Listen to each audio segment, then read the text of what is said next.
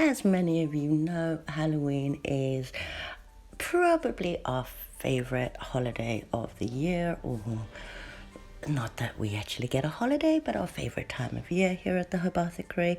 Not just because we love Halloween, but also because we get to DIY. So last year we were making spider webs and the little skull hangers and spider web garlands, and our favorite was of course our haunted spooky house that we had a music box and lights in, so that played spooky music, and of course the spell book from Hocus Pocus. Now this year I really wanted to make Audrey 2, and I have been working on him for about 3 weeks now, but he's still not done and I'm getting awfully frustrated. So I've been doing some small little crafting in between in order to stop me going insane and getting discouraged. So we got these skull molds that we've been working with plaster of Paris so the kids can paint them. We made a spooky ghost to hang from our tree. I gave him a good coat of spray varnish, so hopefully he'll survive the weather. We're going to be doing our spell bottles. I'll take a picture of those. They're really simple, so no need to do a video on those. But to appease the DIY beast in me, today the easy ones are this candelabra and this spooky picture of the skull coming out. So we're just going to go through how we did those today. As I am super impatient, we did work on both projects at the same time, so I'm extremely sorry, but this video will be chopping and changing between the two as I wait for them to dry. Now I recruited my little lady and our gold paint pens to paint these skulls that we got from Poundland. And I did decide to sacrifice the candlestick holder from our hand fasting. I'd decorated that previously, so I just decided to give that a spray paint with the black spray paint. While that's drying, we decided to start on our spooky picture. Poor Mr. Skelly Bones did have to sacrifice his head for this, but it's alright, it does pop right back on. And I had this frame that used to have a mirror in the kids' room, but the back seems to have got lost, so I'm going to use that for this, and I'm just going to do a rough outline of where the frame sits so I know how big I need to make it, and we'll pop that aside for now, and I'm going to spray paint that shortly. Now I have done paper mache in the past, however I do have like 5 kilos of that plaster of Paris, so I'm going to use that again for this, as I do want it to be quite sturdy and stick out. There are other options. You can use a PVA glue and water mix. You can even use a spray starch if you so wish. And I'm going to be using the same gauze sheets again that I used to do the Audrey 2. Now I do want him to dry quite quickly, as I'd like to get these projects done today. So I'm doing one part of the plaster of Paris to just over half part of water. Hopefully that will dry quite quickly. And as I said, I'm going to be using that gauze again. Now, normally I would probably just use a big sheet, but I do actually want it to look like he's bandaged. So I'm just going to soak the gauze sheets in, and I'm starting with his face with just a single one, as I'm going to be putting lights behind him to shine through. So I don't want it to be so thick that the lights don't show through. Now the gauze with the plaster of Paris does start to weigh him down, so I start with that, and then I put bits on the side to kind of hold him in place, and I'm just going to keep wrapping and popping them on either side in a zigzag shape, or an uneven shape, so it looks like he's bandaged, I guess. But if I put these ones on the side, it holds them in place, and I do want the eye sockets and the mouth hole to be quite defined, so I'll push it into those bits. and then just keep spreading it around until I fill out the whole section of where the frame will go.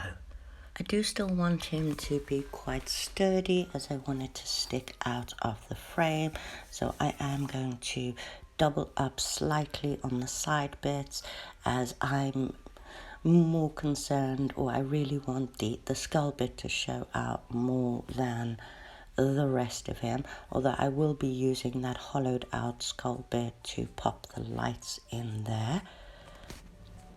And then using whatever's left over in the bowl, I did add a little bit of water as it did start to thicken up. As I said in my previous video, the key with plaster Paris is only make as much as you need at a time, as it will start to set while it's there. So I then get whatever else is left in the bowl, and I'm just going to smooth that over anywhere where the edges are sticking up, around the top of his head and bits like that, so that it defines it more, and those are thicker, and he will hopefully keep the shape of his head when I have to pull him out at the end. I'm not entirely sure, but we shall see.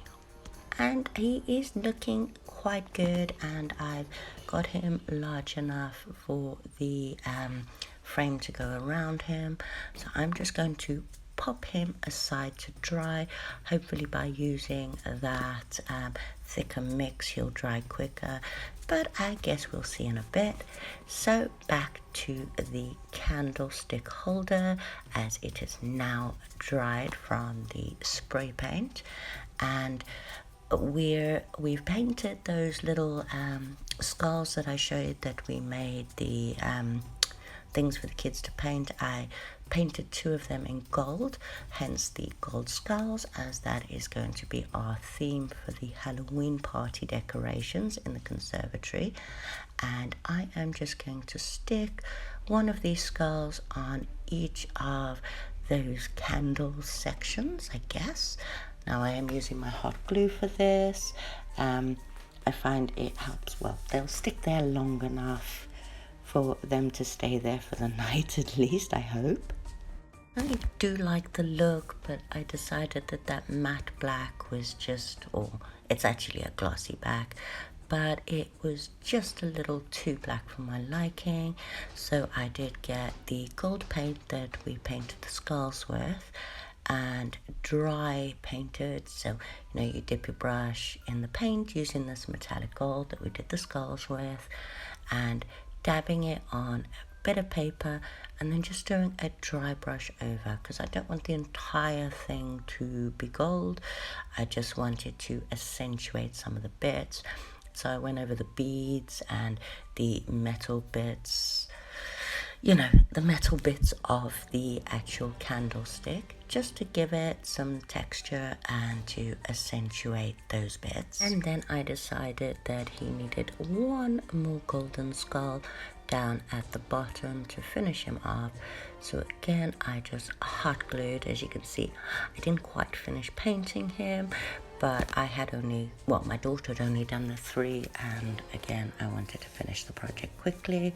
So while I'm holding him in place, I couldn't help myself but to dry brush a little bit more on and cover some of those gems that sit in between the candelabra. Then again, while staring at him, I decided that I didn't like the eyeballs in gold, so I grabbed my black acrylic paint marker and just went into those eye sockets and gave him some black eye sockets, I guess. I did consider going over his teeth, but they're not quite defined properly, and I thought that might just look a bit messy. So again, just gave him some black eyeballs, or eye sockets rather. I'm sure the crows or something ate his eyeballs out. And that was me very, very happy with him. Now, my Poundland has these black candles in their Halloween bits at the moment. They're black on the outside, but when you burn them, they bleed red, or drip red, I guess. I thought that would look really cute. So I've popped them in with the little gold statues and they'll look amazing. I think, well, they'll look amazing. See, we haven't decorated the room as yet. We're still clearing through it. So now on to Mr. Skull. So I didn't film the part of me taking the skull out, which is probably a good thing because, impatient as I am, I hadn't let it quite dry, so the shape isn't quite there. Neither did I film myself spray painting the frame, but I'm pretty sure you get the picture. So, well, the ghost picture. I cut out the excess and then just hot glued him into the frame. I did kneel on it for a little while to make sure that it was properly stuck in place. Now you can see the outline of where I drew so that I knew how big to cut him. Obviously I cut him a little bit wider than the center section so that there was a bit for me to actually hot glue. Excuse my body. And once he seemed completely dry on this side, I then went around the back and added a little extra hot glue so that it was stuck in place.